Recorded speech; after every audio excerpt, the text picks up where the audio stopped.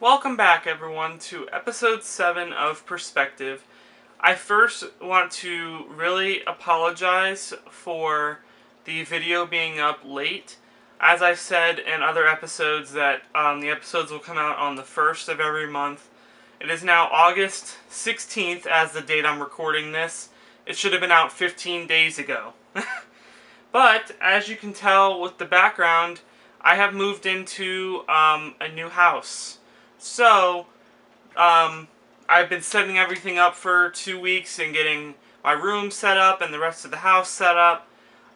So that's the reason the video is late. It's not just because I've been putting it off to the side. I've actually had more important, I shouldn't say important, but more life activities to do rather than worry about filming a video that I just haven't had the time for. Plus, I wanted to wait till my room was set up so it's a better background than before and everything like that. But the month of July, we didn't have a lot happen, but we had a lot of changes to the organization, and I'd like to go in detail with those starting now.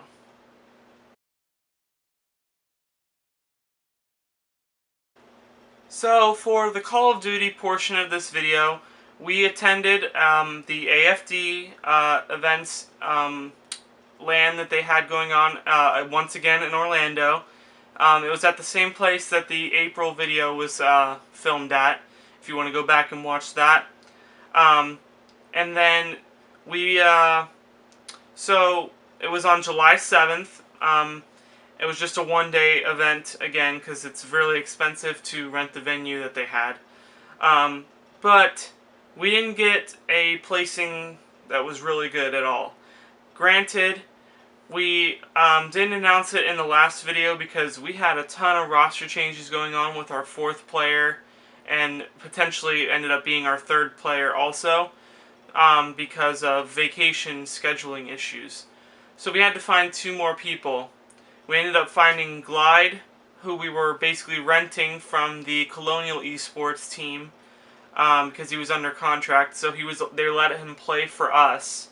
So we had also picked up Jerda, who was a 2-time LAN champion. He won the first AFD event in February, and then he also won MLY, I believe, which was the event after AFD. So he won like the first 2 events in the Florida community for the year. So going in, we had high expectations for the team. We considered ourselves one of the top 4 at the event. So we get there and the bracket gets released, and we're playing one of the top other 3 teams we considered to be at the event, which of course was like, only 15 teams showed up at this event, so it's kind of pretty sad that only 15 teams showed up. So that's kind of why we ended up getting randomly placed against this top team, because there's only 15 and you're considering 4 or 5 to be at the top. You have a potential to play one of them, and that's what happened to us. So we had to play Miami Mafia in winners round 1. We actually beat them in the hard point. I think it was like 250 to between 140 and 160, somewhere in there. So it was kind of a dominant performance from us. And then the S&D, we lost 6-2, I think.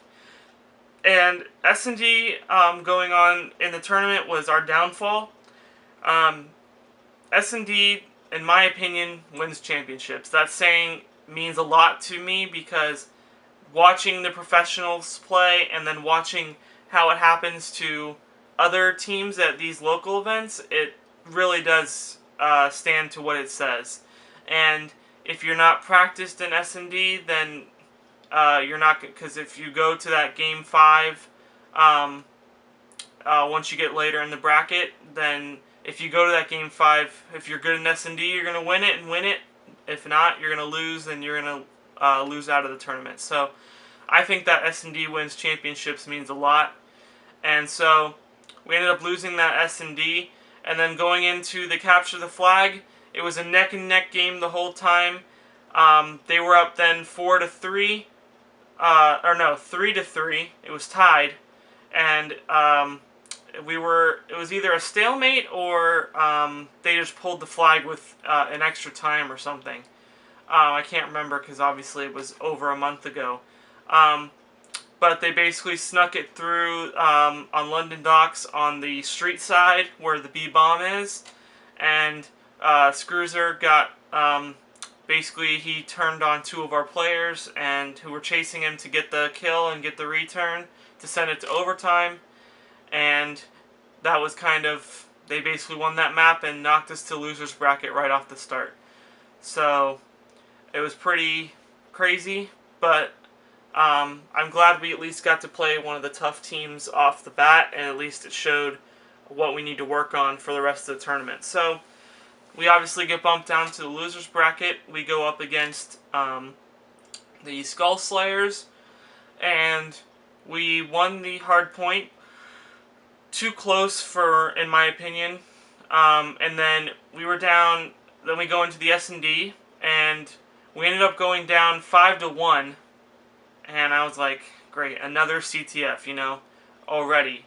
We shouldn't be going to the game 3s with how good of a team we have.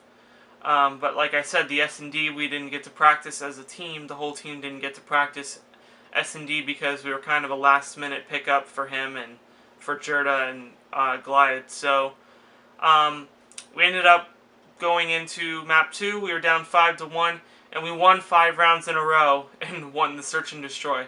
Craziest comeback I've seen from my team on LAN for Search and Destroy. I was going nuts. That was completely insane. So we move on to Losers Round 2. We ended up having to play Elucidate, and I believe that was Wasteify and Lacy5 are two of the players that are well known in the Florida community, and they were both on that team. We lost a really close hardpoint, 250 to 247, I think. It was literally like 3 points or so. Heart-wrenching. And the S&D, we lost 6-1. It was not close. So we lost out of the tournament in Losers Round 2, which basically gave us like a final placement of 9th through 12th or something. Which, I mean, for a last-minute team, at least we didn't get last, but we wanted a better result than that. So, I mean, going forward, this is where I wanted to get to.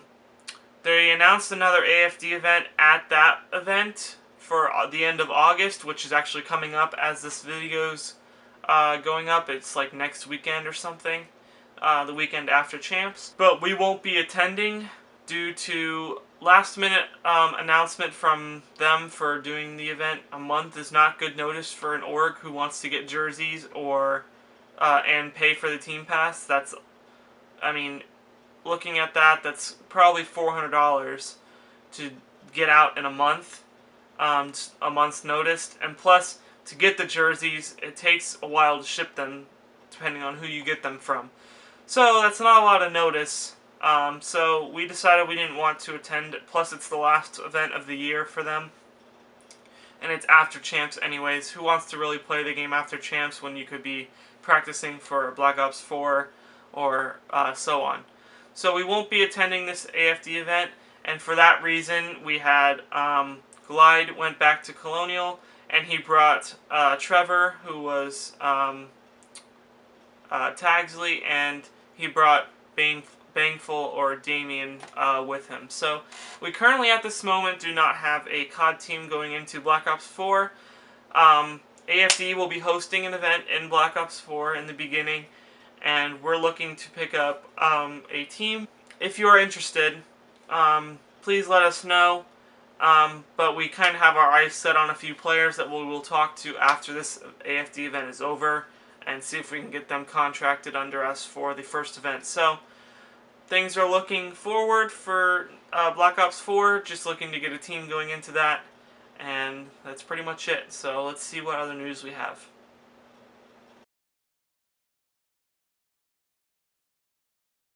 So next, I'm kind of just going to put CounterStrike and Rainbow Six in the same category because similar things happen to both teams. for the Rainbow Six team, basically they were doing really well. They were winning their matches in the leagues that they were in. They were in 2 leagues. They were winning their matches. It was still early on in the league. And then they messaged me and said the team wasn't getting along, and so they disbanded their team. So none of them wanted to continue to play under us, so that's basically we lost our Rainbow Six team. And honestly, for them being good and they were winning matches in their league, it's kind of upsetting. On the other hand, our CSGO team, they were winning some and losing some. My main problem with our CSGO team was they did not message me and keep in touch as often as I would like to know updates on how practice is going or how their matches are going. They never even would message me to know when their matches are or what the score was. So I couldn't post them on our Twitter account. I didn't have much information about our CSGO team. I knew who like 3 of our 5 players were. They wouldn't message me who the other ones were. It was just a big hassle for me and a lot of stress trying to figure out and track them down all the time, and that shouldn't be my job. My job should not be to track down players that want to play for my team. If you don't want to play for my team and have your dedication show and keep in contact, then why are you even playing under us? So, for that reason, we ended up basically dropping or releasing our CSGO roster that we had because we didn't have much contact with them. I didn't know when their matches were. I think the league they were in was over. They didn't win it, and they didn't come very close, I believe. So, it was just a lot of, I guess, confusion on both sides. So just to relieve that stress, and for now, going forward, I'm just basically looking to make our team known in one esport, fully fund with jerseys and team pass to events, and from there on, and have them under contract so we have them for multiple events, and that way we can get to know these players, we can do more videos with these players, have our content go up on our channel, and that way we're growing with the same players and not just picking up random players each event. That just gets annoying, and it's tough for you guys to follow along and know who's on our teams and who's not. If we just have them contracted for so many events and they'll get jerseys and they'll get a team pass, then at least we'll know that they'll be with us and we can grow our teams together. I'd rather just start off in one esport and do that, because for me, funding by myself for my whole org, I can't do 3 esports at one time for full jerseys and team passes and funding for leagues. I can't do that for 3 or 4 teams. I'm not Optic Gaming. I can't do that. So I am going forward just looking to fund probably Call of Duty, because that's my most interest. I play that game most often, and in the Florida community we have at least 2, possibly 3 upcoming LAN providers that will do Call of Duty LANs. So that's close to home, don't have to travel far, and getting ourselves out there in the Florida COD community is a really good thing. So going forward, that's what we're looking for. And that's pretty much all that happened in July. Not very much. And actually, not much is going on in August either. But maybe in August I will do a house tour in the next episode of Perspective, so at least there's something. And maybe we'll talk about some updates from our content creator, Beware Knight, and stuff like that. But for this episode, just wanted to talk about the teams, and that's pretty much going to do it for this episode. I'm sorry again for it being late, but if you guys liked the video, please like, comment, and subscribe. Obviously, it helps us out. Almost to 50 subscribers. I think we're at 49 as this video is being filmed. So, if we could get to that 50 mark, it'd be greatly appreciated.